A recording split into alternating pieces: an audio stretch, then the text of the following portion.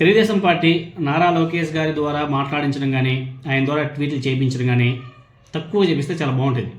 ఎంత ఎక్కువ చేపిస్తే అంత తెలుగుదేశం పార్టీకి డ్యామేజ్ జరిగే అవకాశం కూడా ఉంటుంది.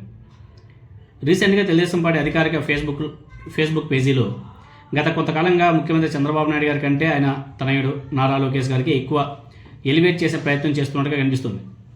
అసలు రాష్ట్రం కోసం కష్టపడుతున్నది ఓన్లీ నారా లోకేష్ గారే, చంద్రబాబు నాయుడు గారు పవన్ కళ్యాణ్ గారు అసలు ఖాళీగా కూర్చుంటున్నారు అన్న చందంగా వీళ్ళ ప్రచారాలు ఉంటున్నాయి.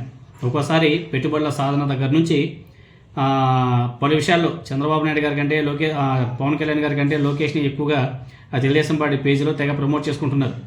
మరి భవిష్యత్ నేత కాబట్టే ఇప్పటి నుంచే ఎక్కువ ఎలివేషన్స్ ఇస్తున్నారా అంటే మేబీ ఉండొచ్చేమో. అయితే ఇది ఒక రేంజ్ వరకు ఉంటే చాలా బాగుంటుంది. అతి అనేది ఒక లెవెల్ వరకే ఉండాలి. ఆ లెవెల్ క్రాస్ అయిందంటే ఆ అతి ప్రచారం చేస్తే అసలుకే మోసం వస్తుందన్న విషయం ఇంకా వీళ్ళు పసిగట్టలేకపోతున్నారు. గత కొన్ని రోజులుగా ముఖ్యమంత్రి చంద్రబాబు నాయుడు గారు, అదేవిధంగా పవన్ కళ్యాణ్ గారు, నారా లోకేష్ గారు తరచూ స్పెషల్ ఫ్లైట్లో, స్పెషల్ హెలికాప్టర్లో తిరుగుతూ ప్రజాధనాన్ని పెద్ద ఎత్తున ఖర్చు పెడుతున్న విషయం మనకు అందరూ కూడా తెలిసిందే. అది సోషల్ మీడియాలో బీభత్సంగా వైరల్ అవుతుంది. ప్రజలందరూ కూడా ఆలోచన చేస్తున్నారు. గతంలో జగన్మోహన్ రెడ్డి గారు ముఖ్యమంత్రిగా ఉన్నప్పుడు నెలకి ఈ స్పెషల్ హెలికాప్టర్లో స్పెషల్ ఫ్లైట్కి ఛార్జ్ చేస్తూ మొత్తం కలుపుకుంటే కోటి రూపాయలు అయ్యేదంట. కానీ ఈ కూటమి ప్రభుత్వంలో 6 నుంచి 7 కోట్ల రూపాయలు ఖర్చు అవుతుంది ఓన్లీ స్పెషల్ ఫ్లైట్లకి, స్పెషల్ హెలికాప్టర్లకి. ఎందుకంటే పవన్ కళ్యాణ్ గారు వారంలో 2 రోజులే ఉంటాడు ఆంధ్రప్రదేశ్లో. పొద్దున్న వస్తాడు, సాయంత్రం మళ్ళీ హైదరాబాద్ వెళ్ళిపోతాడు, మళ్ళీ వస్తాడు, మళ్ళీ మధ్యాహ్నం మంగళగిరి అంటాడు, తర్వాత ఇంకోసారి అంటాడు, మళ్ళీ రిటర్న్లో మళ్ళీ హైదరాబాద్కి వెళ్ళిపోతుంటాడు. ఫ్యామిలీతో అక్కడే ఉంటాడు. ఆయన సినిమా షూటింగ్లు అనేసరి ఆంధ్రప్రదేశ్కి వచ్చినట్టు వస్తాడు, మళ్ళీ స్పెషల్ హెలికాప్టర్లో, స్పెషల్ ఫ్లైట్లలో మళ్ళీ వెనక్కి వెళ్ళిపోతాడు. ఇంకా వీకెండ్లో అయితే మన చంద్రబాబు నాయుడు గారు, లోకేష్ గారు అయితే హైదరాబాద్లోనే ఉంటారు. వాళ్ళిద్దరు కూడా మ్యాక్సిమం 4 రోజులు 5 రోజులు ఆంధ్రప్రదేశ్లో ఉంటే 2 రోజులు హైదరాబాద్లో ఉంటారు.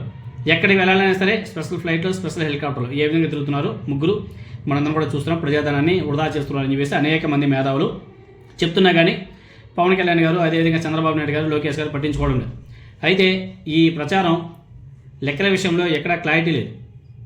కాకపోతే తెలుగుదేశం పార్టీ అధికారిక సోషల్ మీడియా పేజీలో మాజీ ముఖ్యమంత్రి జగన్మోహన్ రెడ్డి గారు తన హయాంలో చేసినటువంటి ఖర్చు వివరాలు ప్రకటించింది.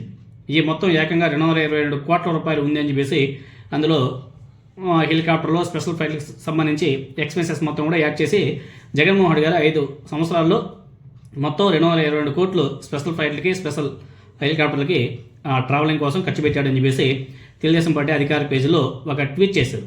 దానికి ఎక్కడ కానీ ఎవిడెన్స్ లేవు, ప్రాపర్ డేటా లేదు, జస్ట్ ఒక ఇమేజ్ని తయారు చేసి వదిలేరు.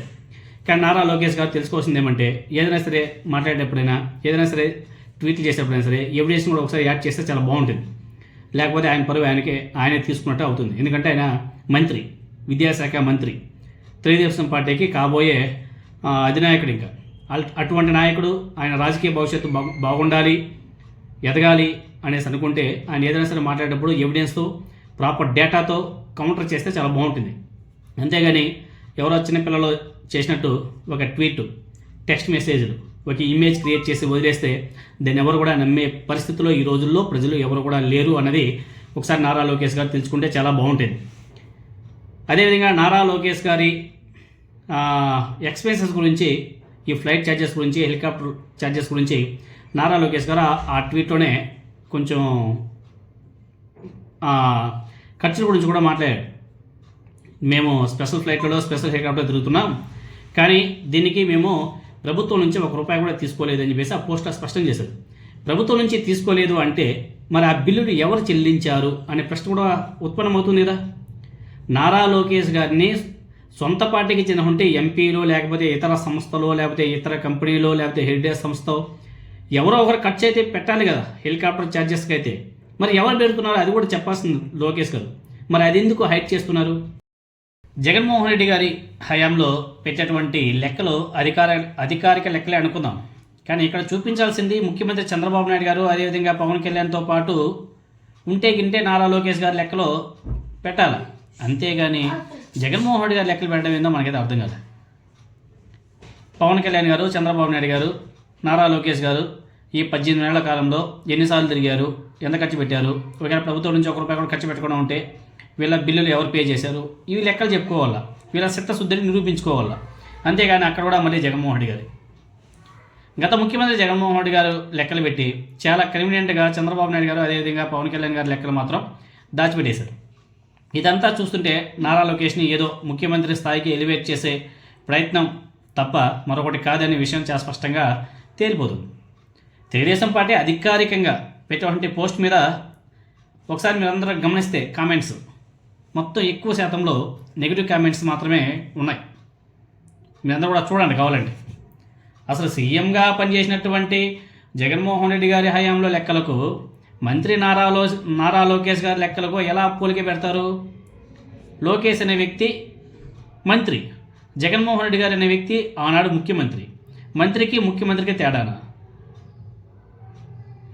మంత్రికి తేడానా? లేక ఒకసారి ఎమ్మెల్యేగా గెలిచాడు.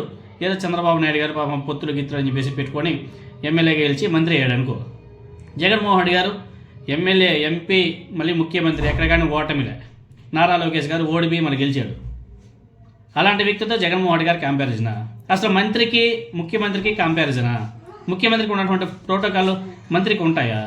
మరి ఎందుకు పవన్ కళ్యాణ్ నారా లోకేష్ గారు జగన్మోహన్ రెడ్డి గారితో పోలిక పెట్టుకొని లెక్కలు వేసుకుంటాడో మనకైతే అర్థం కాల.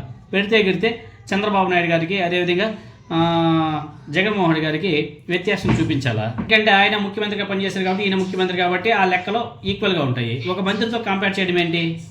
కామెంట్స్ మాత్రం బీభత్సం. ఈ కామెంట్ చూసి తెలుగుదేశం పార్టీ నేతలు కూడా అవాకై ఉంటారు. ఎవరైనా సరే తప్పుడు ప్రచారం చేస్తే కౌంటర్ ఇవ్వాలి, కానీ ఇలా సీఎం, డిప్యూటీ సీఎం లెక్కలు దాచిపెట్టి జనంతో తిట్టించుకోవడం ఎందుకో మనకైతే అర్థం కాదు.